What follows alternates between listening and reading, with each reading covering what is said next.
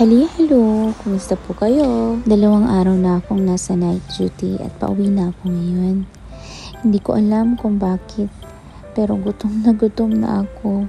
Ano kaya ang ulam namin sa bahay? Kailangan ko magbiyahe ng 25 minutes pauwi sa bahay. Dati dinodrawing ko lang tong mga gantong klaseng bahay nung elementary ako or kinder. Ganito yung mga typical na mga bahay na dinodrawing ko. Hindi ko alam. Magkakatotoo pala talagang makikita ko sila. Wow! At dahil ito ang ulam natin, kailangan natin gumawa ng ating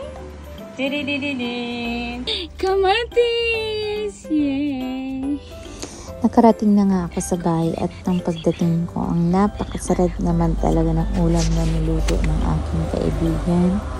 Salamat sa pagdala ng pasalubong, Badedet.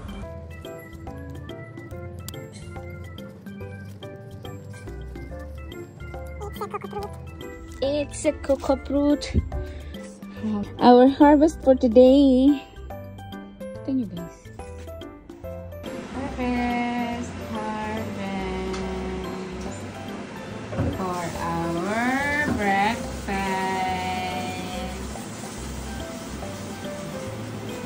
Anong tawag dito, Dek? Dilis. Na? Ano to? Dilis na gaya ng dala ko? Yung tinik.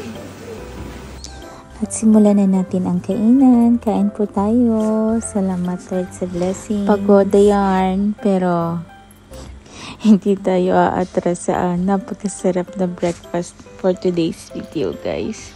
Kain po tayo. Maraming salamat po. Hanggang sa susunod. Cheers!